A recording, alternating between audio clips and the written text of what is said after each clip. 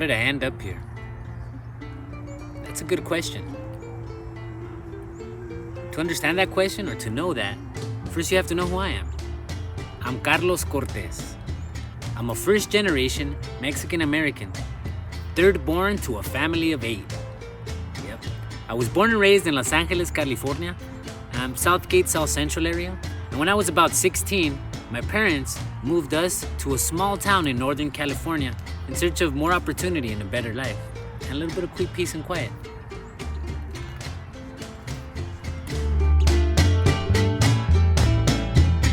My parents got me into music, but not in the way you would expect it.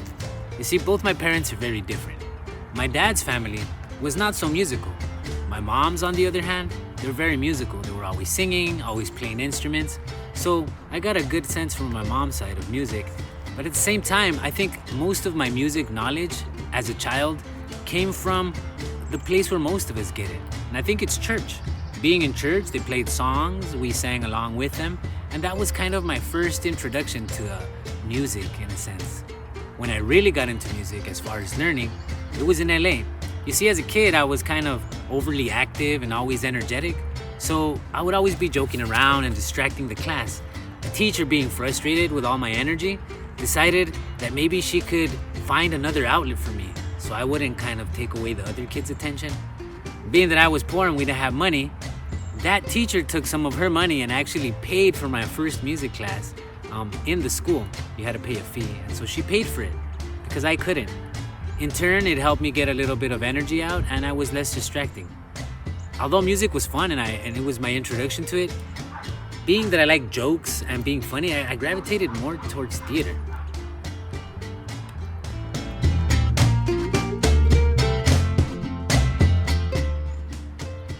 With my love for jokes and clowning around, I slowly got into poetry and I started writing.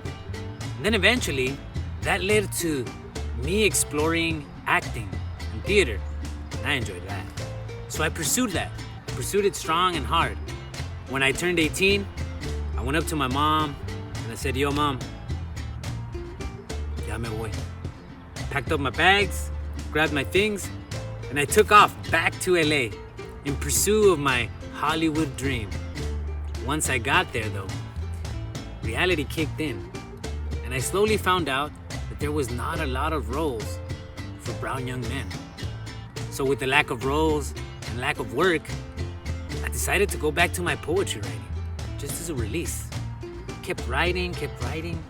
Eventually, I went back to all the things that I learned in elementary school, and I started pulling that out, and I started connecting my poetry to some of the music that I had learned. And so I started putting that together. And then since I didn't have work, I was like, I'll go to the coffee shop, sing some of these songs. So I went to the coffee shop and I started setting up these open mics, and I would sing my songs, and some people would enjoy them and they'd leave me some tips. Sometimes I would sell a CD or two, and I kept going. I still kept pursuing acting, but music was always there. Then one day, I got a call. It was from my friend, and he was like, "Carlos, bro, I got you this sick role on a really good show with a really good director, a really good name." So I was like, "Yeah, bro, that's awesome." So I went back home. I got all excited. I started working out, getting my body all fit. I started doing some exercises, vocal warm-ups, doing all that good stuff, getting all ready. And then I got a phone call from the director of the show, and he said something that kind of changed the path changed my whole path of everything that I was doing. He called me and he said, "Carlos, what you're saying has to be heard by the rest of the people." And I was kind of shocked. I was like, "What did I say? I didn't say nothing." So to my surprise, turns out that my friend had given this director a CD of some of the music that I had recorded and that I was selling at these open mics. He got a hold of it and he really liked the song, so he cast me as a singer in one of the scenes. So with that, I did that show, and it opened a bunch of opportunities for me. But it also kind of put me in a conflicting place, because I really loved acting. And music I just kind of did, but I really wanted to do acting, and I was pursuing that. So like I said before, the universe puts you where you need to be. So I had to find peace. Knowing that music had given me some money while I was down and out and not getting any roles, I was like, well, man, I gotta give this a shot. So I pursued music and writing, and I've been doing it for the last 12 years. With it, I started a nonprofit organization in which I teach kids music and lyrics and theater, and I teach you guys too. So now I do this.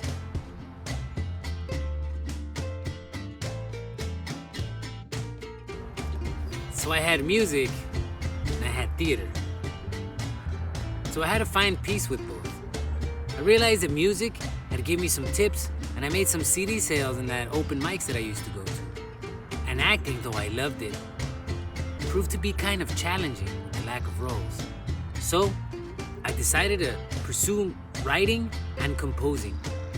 Not that I forgot about acting, just that my focus was more on music. With that, I got my brothers together and we started a band called Quien Sabe.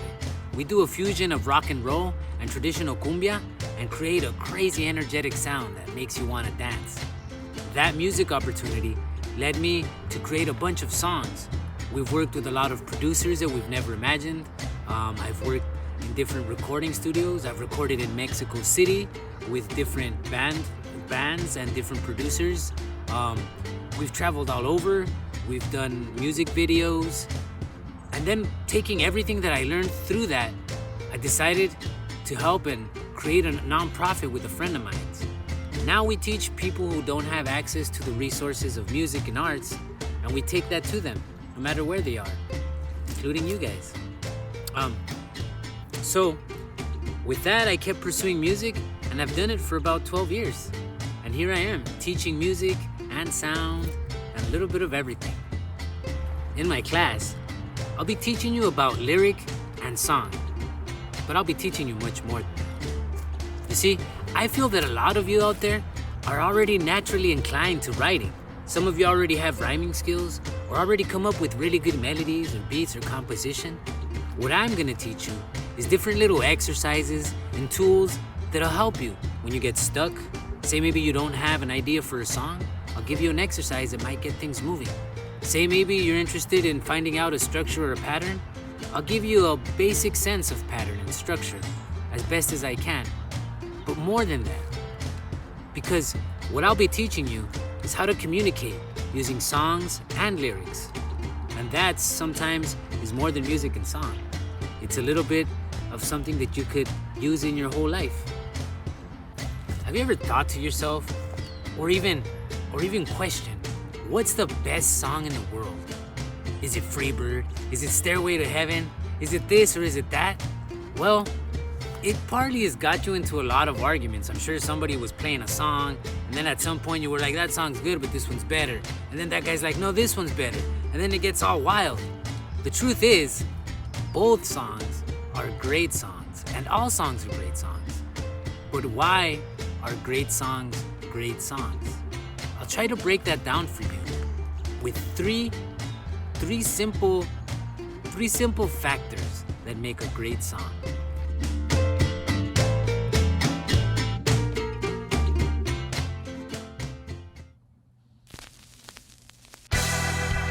Have you ever asked yourself, like, what's the greatest song in the world? Yeah. For example, Carlos Santana, Black Magic Woman. Yeah, then we got the Grateful Dead's Touch of Grey. All right, what about Humpty Dance, 1990? Yeah, then we got the thong song, which really changed the way we see things, man.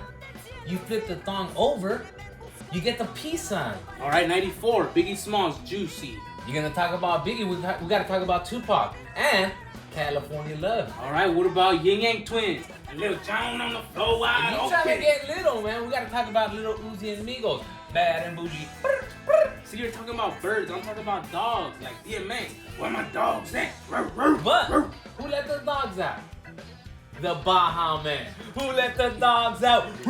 That's actually a really good one. I think I'm gonna have it right here, bro. That's a good song, you got me with that. Yeah, I think I'm gonna have it right here.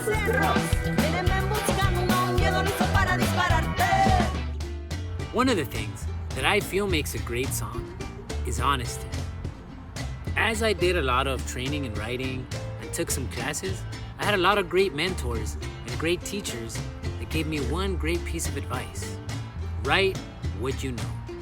When you write what you know, you can communicate it better. So write what you honestly know and what you honestly feel. If you feel something and you write it as honest as you can, it'll resonate and people will feel it too, and they'll gravitate towards that. So write what you know. If you're gonna write about something that maybe you've never experienced, do some research. Try to know as much as you can in order to communicate it better. Be honest, especially with emotions. If you write what you feel, people will feel it and it'll make a great song.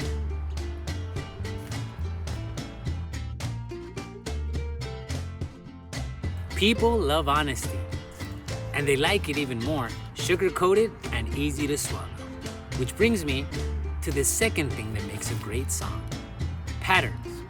Patterns are everywhere. Everywhere you look, you see patterns. You can see patterns in flowers. You can see patterns in cars. You can see patterns in your regular life. Take a moment and look around you and let me know if you can see some patterns. What are some patterns that you see in your surroundings? Great. Now, I'm gonna show you some patterns in regular life. Let's see if you can find the pattern.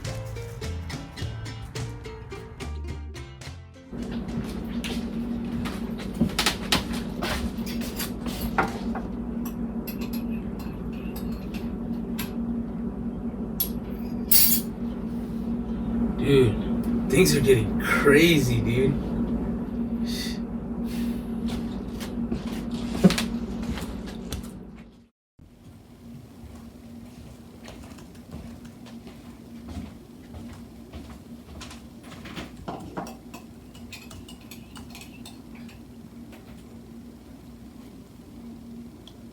Yo, dude, things are getting crazy, man.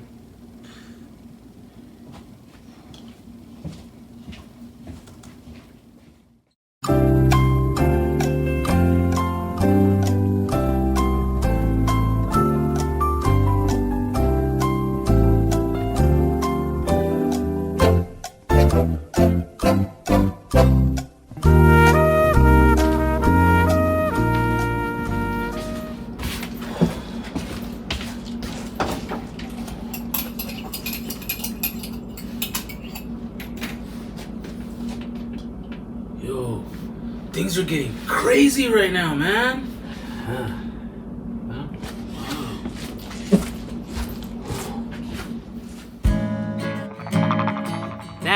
That I just showed you was a pattern in life. And if you were paying attention, you can kind of see what was gonna happen. It was funny because it was in a pattern of threes. Comedy always comes in threes, and that's a comedic pattern. You can find patterns in human anatomy. They're all connected. You can find patterns in the way we build our houses, from the structure of the bricks to the laying of the foundation. And patterns are ways for us to see what's coming and how to move accordingly. You can find patterns in music, in the structure of the sounds and the arrangements of the instruments, but also in the lyrics. There's a pattern in the way you write the lyrics. It's called a rhyming pattern.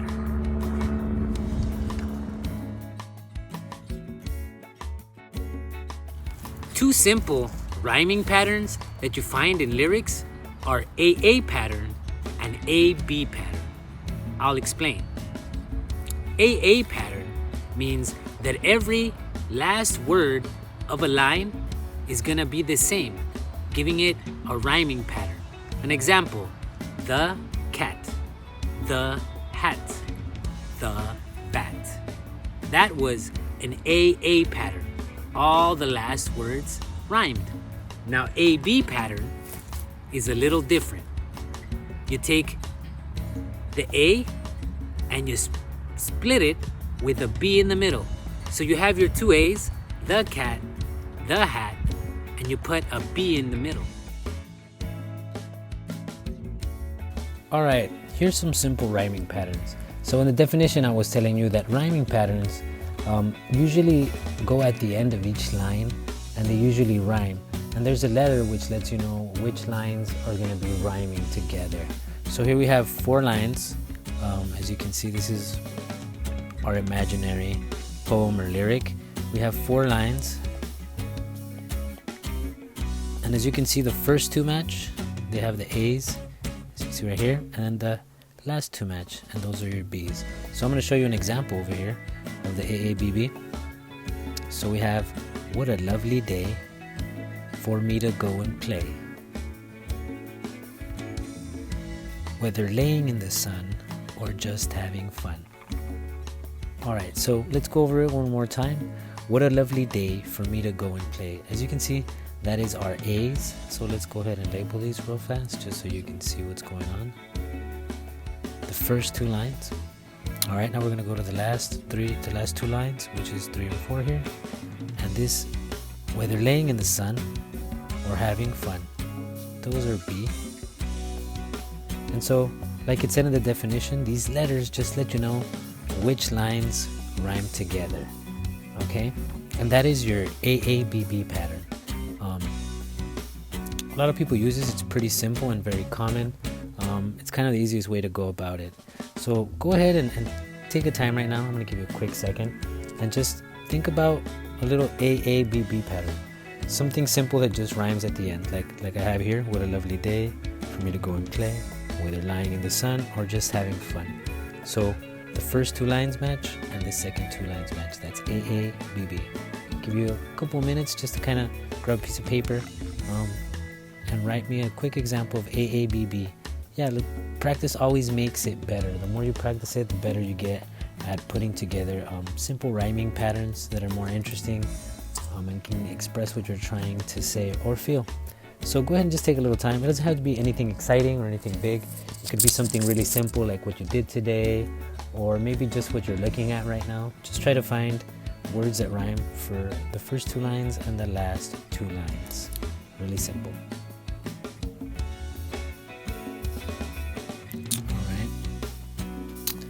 Alright, I'll give you a couple of minutes. Now we're going to go to the next rhyming pattern here. This is another simple one. It's called ABAB. And there's 2 different forms of this one. You can go straight forward, which is AB, AB, just like it says on the title here. Or you can do the variant, which you could mix it up. Go A in the beginning and then A in the end and kind of sandwich it, which would be this example here.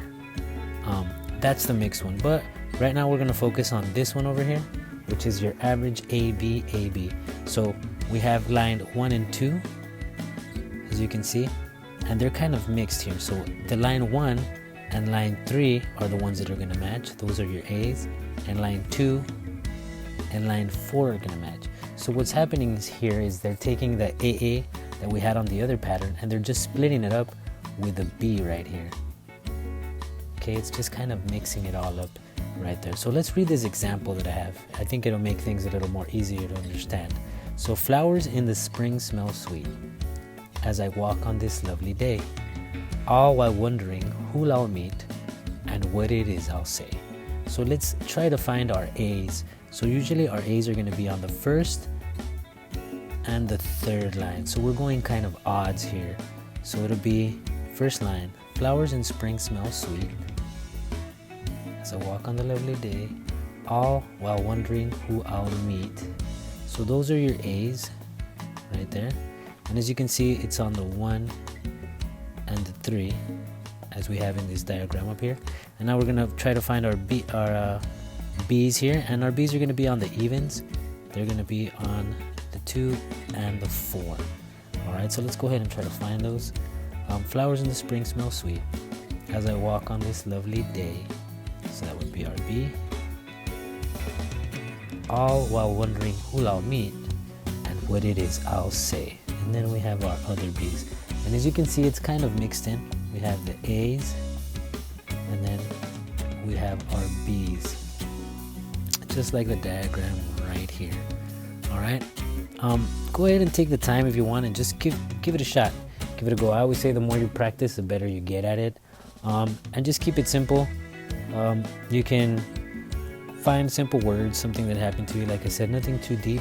And just give me a quick example of A, B, A, B. Alright. All right, last but not least, it's the same thing, aabb, but I'm going to show you just a quick different version of it, as you see here.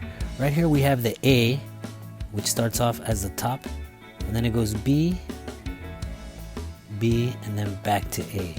Okay, so the way they did it here is they used the A's, kind of like, think about it like a sandwich. You put one on the top and one at the bottom, and then in the middle, which would be your meat or your filling inside the burger or sandwich, it would be your B's. So it's A, B, B, A, and that's another A, B, A, B pattern that is used. It's a little bit more intricate, and you could use it, like I said, depending on what you're trying to say or what you're trying to express.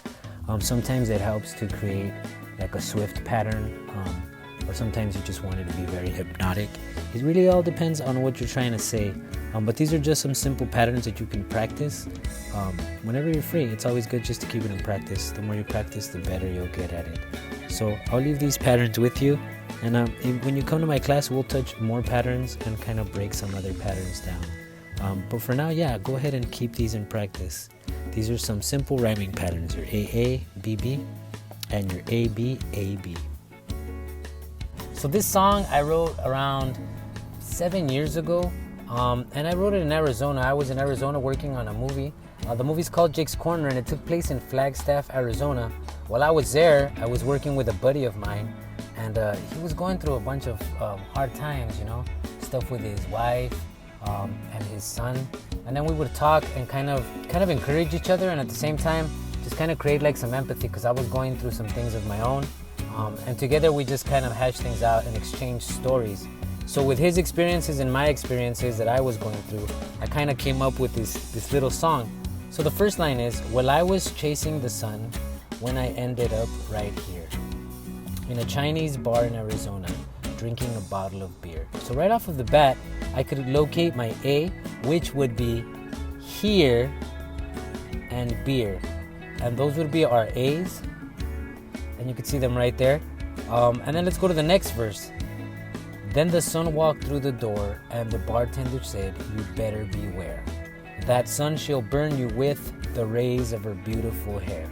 A lot of times they do this in hip hop and a lot of really fast versed music where they kind of squeeze things in. So I took beware and beautiful hair, and so I kind of squeezed them to match, and that would be my B, and that's my AABB.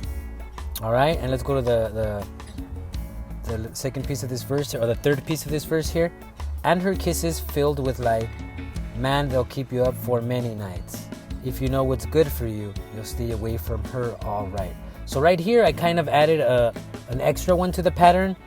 Let's pinpoint that. It's light, that's C, night, C, all right, C. So right there, I used this 3 pattern just to create a little bit of tension, you know, kind of create a cliffhanger effect, where you're kind of expecting it to end, but then he throws you like a quick, like, what? It matches. So the way you use the rhyming patterns is really helps when you're writing the song. It puts the audience in different places and positions in the song.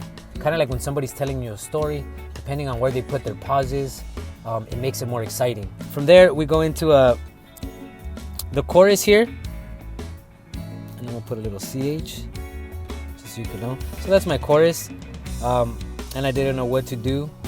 I ain't had it in a day or two. So right there, we have a let's just say that's DD, and then fun and sun, and that would be our E and our E. And this is AABB pattern, meaning that the lines kind of all match, and there's no mixing up of mixed patterns. It's just all straightforward. Kind of all the lines are paired up to match in their rhyming pattern. So this is an example.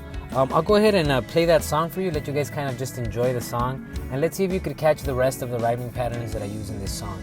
This song is called it's called Chasing the Sun, and you can find it on iTunes if you ever want to look for it, and it's written by me. Go ahead and enjoy it, and let's see if you can break down some of the patterns there.